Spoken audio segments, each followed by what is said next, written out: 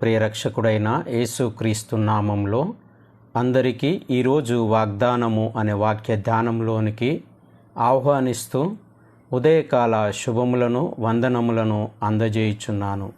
మన అనుదిన విశ్వాస ఆధ్యాత్మిక సామాజిక జీవితంలో మనల్ని బలపరచగలిగిన మేల్కొల్పగలిగిన వాగ్దానములను ధ్యానించుటకు సంతోషిస్తూ ఉంటున్నాను.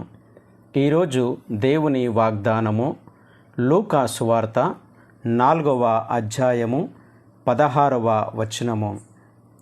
తరువాత ఆయన తాను పెరిగిన నజరేతునకు వచ్చెను. తన వాడుక చొప్పున విశ్రాంతి దినమందు సమాజ మందిరంలోనికి వెళ్ళి చదువుటకై నిలిచుండగా. ఈ మాటను బట్టి ఈ సర్వ సృష్టిలోని సర్వ మానవాళి యొక్క ప్రవర్తన జీవిత విధానము ఏమై ఉండవలెను అనేది గ్రహింప చేయగలిగిన సత్యము ఇక్కడ మనకు బోధించబడుచు ఉన్నది. 2 విషయాలు మనల్ని ఇక్కడ ఆలోచింప చేస్తూ ఉంటున్నవి. ఆయన ఎక్కడికి వచ్చినాడు అనేది మొదటిది. రెండవది, ఎలాంటి వాడుకను కలిగి అతడు జీవిస్తూ ఉంటున్నాడు లేదా ఆయన జీవిస్తూ ఉంటున్నాడు అనేది మనకు జ్ఞాపకము చేయబడుచు ఉన్నది. స్నేహితులారా, ప్రతి మానవుడు తనకు ఒక ప్రత్యేకమైనటువంటి వాడుకను అలవాటు చేసుకొని తన నిజ జీవితాన్ని అనుభవిస్తూ ఉంటున్నట్లుగా మనం చూస్తూ ఉంటున్నాం. ఇక్కడ ఒక ఉదాహరణని జ్ఞాపకం చేయడానికి ఇష్టపడుతూ ఉంటున్నాను. ఏమిటి అనగా, పుట్టుక అనేది మన చేతిలో లేనిది, కానీ జీవితము అనేది మన చేతిలోనే ఉన్నది.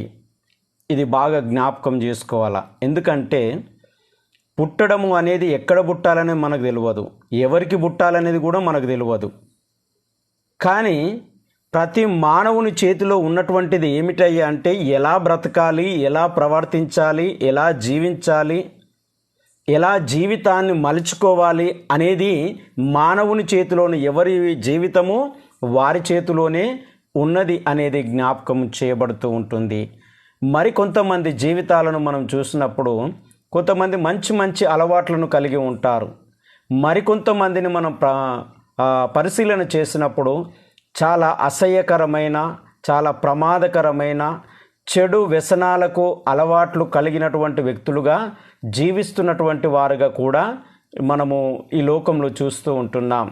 అయినప్పటికీ ఈరోజు వాగ్దానము మనల్ని గమనింప చేస్తున్న, ఆలోచింప చేస్తున్నటువంటి విషయాన్ని మనం పరిశీలన చేసినప్పుడు, సర్వ సృష్టికర్త అయినటువంటి దేవుడు కుమారునిగా, ఆయన మానవుడిగా ఈ పాపపు ప్రపంచంలో జన్మించినప్పటికీ తాను పుట్టి పెరిగినటువంటి తన ఊరిలో ఆయన తాను అలవర్చుకున్నటువంటి అలవాట్లు, ఆయన ఒక పేదవాడిగా పుట్టినాడు, పేదరికంలో పుట్టినాడు.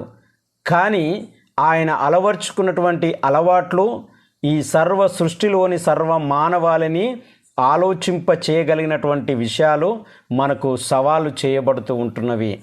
ఆయన పేదవాడుగా పుట్టినప్పటికీ పేదరికంలోనే ఆయన బ్రతకడానికి ఇష్టపడలేదు. ఆయన యొక్క జీవితాన్ని మనం చూసినప్పుడు ఆ పేదరికము అనేది మనము ఒకవేళ చూసుకున్నప్పుడు అది ఆర్థికపరమైనటువంటి విధానంగా ఆ విధానం కాదు అని అక్కడ జ్ఞాపకం చేస్తుంది. ఏంటంటే, ఉన్నతమైనటువంటి విలువలను మేలుకొల్పగలిగిన, ఉన్నతమైనటువంటి నైతికతను మానవ జీవితాలను నిర్మాణము చేయగలిగినటువంటి ధనవంతునిగా ఆయన తన జీవితాన్ని మలుచుకున్నాడు అనేది ఇక్కడ జ్ఞాపకం చేస్తూ ఉంటున్నాను. ఆయనలో ఉన్నటువంటి కొన్ని అలవాట్లని జ్ఞాపకం చేస్తాను. మొదటిది, ఆయన దేవాలయమునకు అనగా సమాజ మందిరమునకు వెళ్ళే అలవాటు ఉంది. ఈరోజు చాలామందిలో ఈ అలవాటు ఉండి ఉండవచ్చు. నిత్యము దేవాలయానికి వెళ్ళే అలవాట్లు ఉండి ఉండవచ్చు. రెండవది, ఆయన వెళ్ళడమే కాదు, అక్కడ జరుగుచున్నటువంటి ఆరాధనలో పాలు పొందేటటువంటి అలవాటు కలిగి ఉన్నాడు. పాలు పొందేటటువంటి అలవాటు ఏ విధంగా ఉంటాడు అంటే, అక్కడ ఆలోచింపజేస్తుంది అంటే, అక్కడ బోధించేటటువంటి బోధలపైన ఆయన ఆలోచన చేస్తూ ఉంటున్నాడు. మూడవది మన జ్ఞాపకం చేస్తుంది ఏంటంటే, బైబిల్ చదివే అలవాటు ఉంది. దైవ లేఖనాలను చదివేటటువంటి అలవాటు ఉంది. దేవుడు మానవుని పట్ల కలిగి ఉన్నటువంటి ఉద్దేశం ఏ విధంగా బయలుపరచబడుతుందంటే దేవుని మాటలు చదవడం ద్వారానే. బైబిల్ అంటే ఏంటంటే దేవుడు వినిపించేటటువంటి ఆయన స్వరము, ఆయన మాటలు, అది చదవగలిగినటువంటి స్థితి ఉండాలా. 4వది ఏంటంటే బోధించే అలవాటు. చదివినటువంటి నీవు నేను మనకు తెలిసిన దాన్ని మనకు ఇతరులతో పంచుకోకుండా ఆగలేము, అందుకే బోధించే అలవాటు ఉండాలా. 5వది ఏంటంటే ప్రార్థించే అలవాటు. ప్రార్థన అంటే దేవునితో సంభాషణ అండి.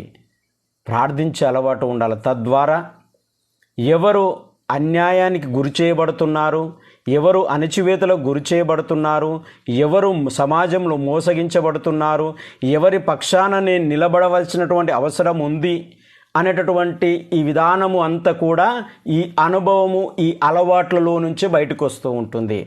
ఈరోజు చాలామంది చాలా అలవాట్లు కలిగి ఉంటాం. అనగదొక్కడమే అలవాటుగా చేసుకుంటాం, అన్యాయాలు చేయడమే అలవాటు చేసుకుంటాం, లేదా తిని త్రాగడమే అలవాటుగా చేసుకుంటాం, లేదా కుటుంబాలను సమస్యలను సృష్టించడమే అలవాటుగా చేసుకుంటాం, లేదా తన కుటుంబంలో భార్య పిల్లలను వారిని వదిలేసి మన జీవితము మన కడుపు నిండితే చాలు అనేటటువంటి అలవాట్ల దౌర్భాగ్య పరిస్థితులు కూడా అలవాట్లు చేసుకొని బ్రతుకుతున్న వారు లేకపోలేరు. ప్రియమైన స్నేహితులారా, ఈ ఉదయకాల సమయంలో మన జీవితాల అనుదిన జీవితాలలో ఎలాంటి అలవాట్లను మనం కలిగి జీవిస్తూ ఉంటున్నాం? గొడవలకు, మోసానికి, అన్యాయానికి, పాపానికి, ఓర్వలేనితనమునకు, పగ ప్రతీకారాలతో, అసూయతో నింపబడిన చెడు వ్యసనాలతో జీవిస్తున్నటువంటి అలవాట్లను అలవర్చుకుంటున్నామా? లేదా యేసు క్రీస్తు వలె దేవుని సన్నిధి దైవభక్తి కలిగి ఆరాధనలో పాలు పొందుతూ దేవుని మాటలను చదువుతూ ఆయన మాటలు చదివినటువంటి దాని ద్వారా మేల్కొల్పబడినటువంటి జీవితం అనేకులకు బోధించేటటువంటి అలవాటు, లేదా బలపరచబడడానికి అనేకుల పక్షాన విజ్ఞాపన చేయడానికి ప్రార్థించే అలవాటును మనము కలిగి ఉన్నామా అని మనల్ని మనము ఏ విధంగా మలుచుకుంటున్నాం, ఏ విధంగా అనేకులకు మాదిరికరమైన ఉపయోగకరమైనటువంటి వ్యక్తులుగా మనల్ని మనం సిద్ధము చేసుకుంటున్నాం అనేది గ్రహింప చేయాలని ఈరోజు దైవ సంకల్పము మనల్ని బలపరుస్తూ ఉంటుంది. కాబట్టి దేవుడి మాటలు దీవించి ఆశీర్వదించునుగాక. పరిశుద్ధుడా, ప్రేమగల తండ్రి, మహోన్నతుడా, ఈ ఉదయకాల సమయమును బట్టి మీకు వందనాలు చెల్లిస్తూ ప్రార్థిస్తూ ఉంటున్నాము తండ్రి. నిజమే ప్రభువా, మా అనుదిన జీవితాలలో మేము ఎలాంటి అలవాట్లు కలిగి మేము జీవిస్తున్నామో ఆలోచించేటటువంటి మాటలు మా ముందుంచినందుకు మీకు వందనాలు చెల్లిస్తూ ఉంటున్నాం. నీవే సర్వశక్తిమంతుడైనటువంటి దేవుడవై ఉండి నీవు కలిగి ఉన్నటువంటి అలవాట్లను మేము కలిగి జీవించగలుగుతున్నామని ఆలోచన చేయుటకు మీరిచ్చిన సమయాన్ని బట్టి, తరుణాన్ని బట్టి మీకు వందనాలు చెల్లిస్తూ ఉంటున్నాం. ఉదయకాల సమయంన కన్నీళ్లతో, దుఃఖముతో, కుటుంబ సమస్యలతో, ఆర్థిక ఇబ్బందులతో, చెడు అలవాట్లతో, చెడు వ్యసనాలతో సమాజమునకు, కుటుంబానికి అల్లరిపాలు చేస్తున్నటువంటి వ్యక్తులందరి పక్షాన మీ పాద సన్నిధికి వస్తూ ఉంటున్నాం. కనికరించండి, క్షమించండి, వారి లోపములను సరిదిద్దుమని ప్రార్థిస్తూ ఉంటున్నాం.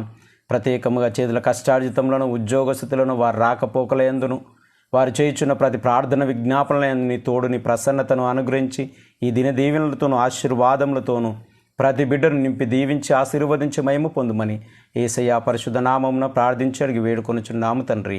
త్రియేక దేవుని యొక్క దీవెన, నిత్య సమాధానము మనందరికీ తోడు నుండి దీవించి ఆశీర్వదించును గాక. ఆమేన్.